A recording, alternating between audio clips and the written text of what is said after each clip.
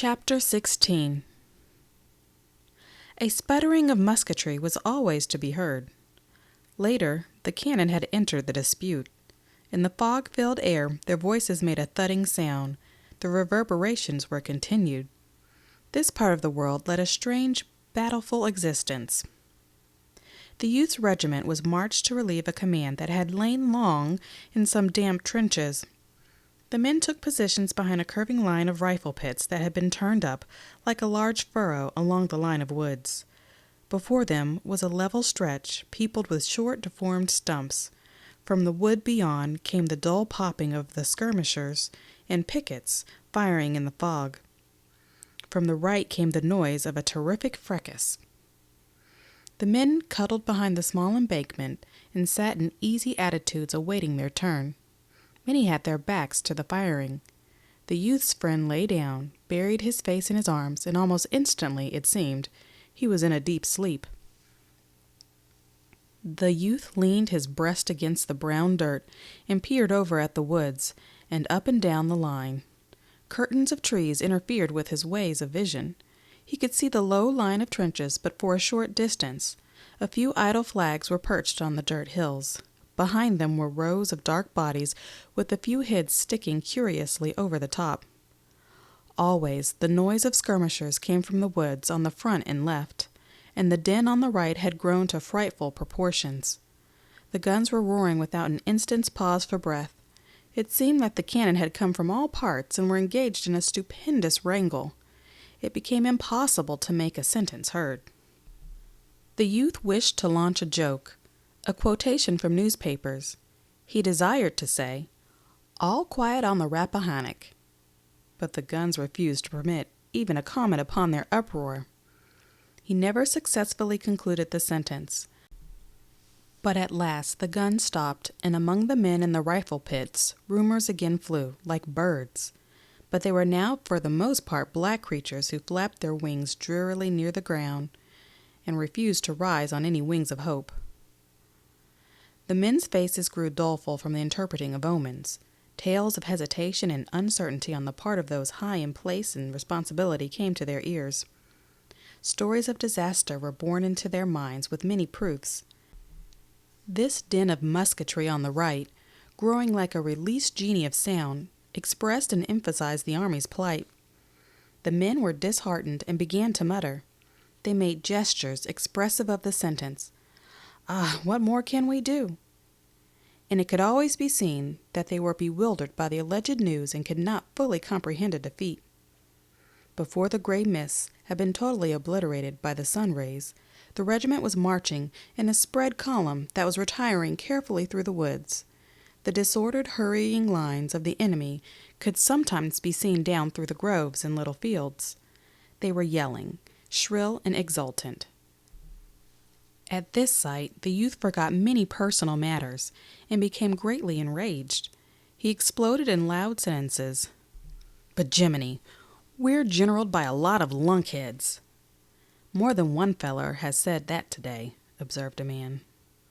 His friend, recently aroused, was still very drowsy.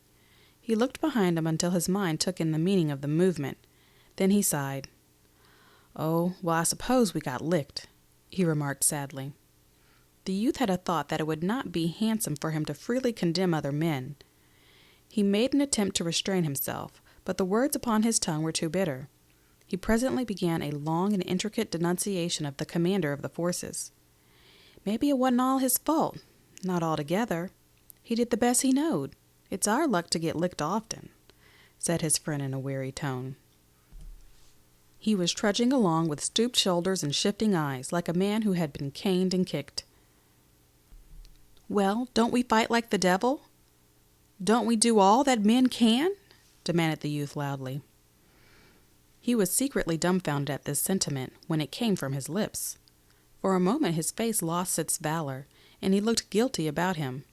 But no one questioned his right to deal in such words, and presently he recovered his air of courage. He went on to repeat a statement he had heard going from group to group at the camp that morning. "The brigadier said he never saw a new regiment fight the way we fought yesterday, didn't he? And we didn't do better than many another regiment, did we?" Well then, you can't say it's the army's fault, can you? In his reply, the friend's voice was stern.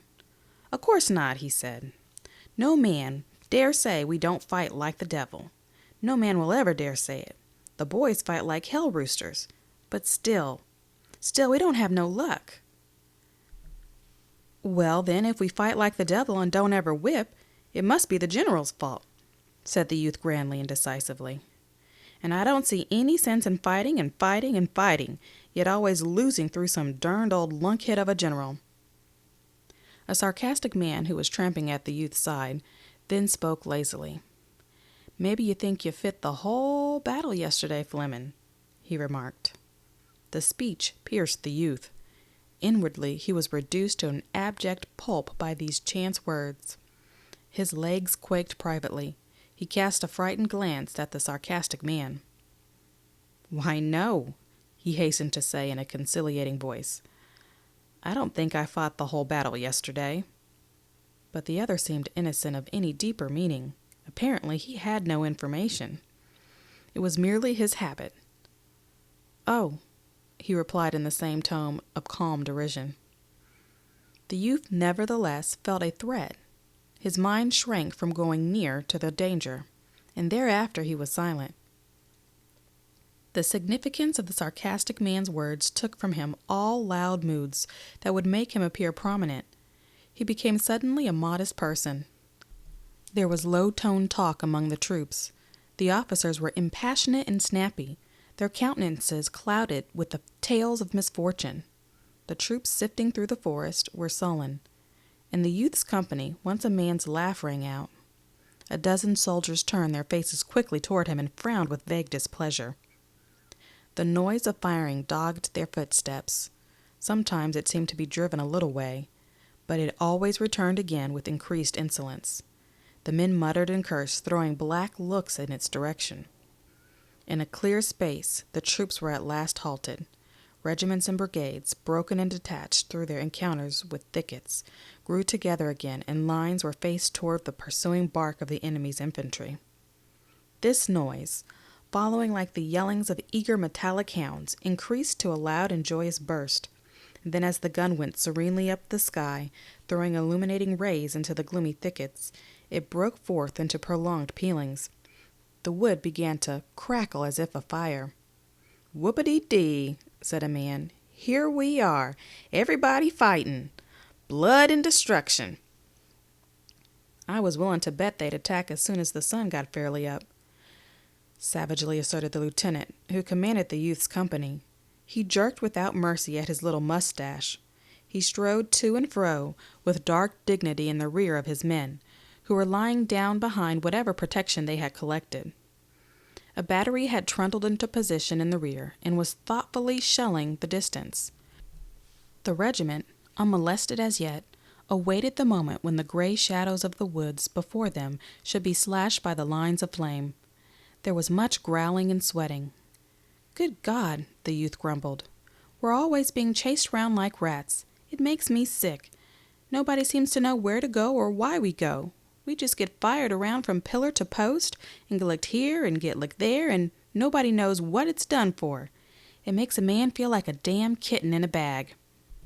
Now I'd like to know what the eternal thunders we was marched into these woods for anyhow, unless it was to give the Rebs a regular pot shot at us. We came in here and got our legs all tangled up in these cursed briars, and then we began to fight, and the Rebs had an easy time of it. Don't tell me it's just luck. I know better. It's this darned old—" The friend seemed jaded, but he interrupted his comrade with a voice of calm confidence. "It'll turn out all right in the end," he said.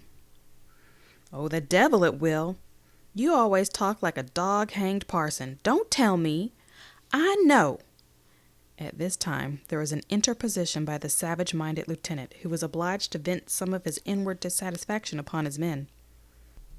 "You boys shut right up. There's no need of you wasting your breath in long-winded arguments about this and that and the other.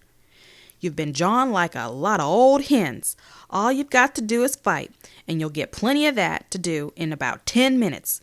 Less talking and more fighting is what's best for you boys. I never saw such gabbling jackasses." He paused, ready to pounce upon any man who might have the temerity to reply. No words being said, he resumed his dignified pacing. "There's too much chin music and too little fight in this war anyhow," he said to them, turning his head for a final remark. The day had grown more white until the sun shed his full radiance upon the thronged forest. A sort of gust of battle came sweeping toward that part of the line where lay the youth's regiment. The front shifted a trifle to meet it squarely. There was a wait. In this part of the field there passed slowly the intense moments that precede the tempest. A single rifle flashed in a thicket before the regiment. In an instant it was joined by many others. There was a mighty song of clashes and crashes that went sweeping through the woods. The guns in the rear, aroused and enraged by shells that had been thrown burr-like at them, suddenly involved themselves in a hideous altercation with another band of guns. The battle roar settled to a rolling thunder, which was a single long explosion. In the regiment, there was a peculiar kind of hesitation denoted in the attitudes of the men. They were worn, exhausted, having slept but little and labored much. They rolled their eyes toward the advancing battle as they stood awaiting the stock. Some shrank and flinched. They stood as men tied to stakes.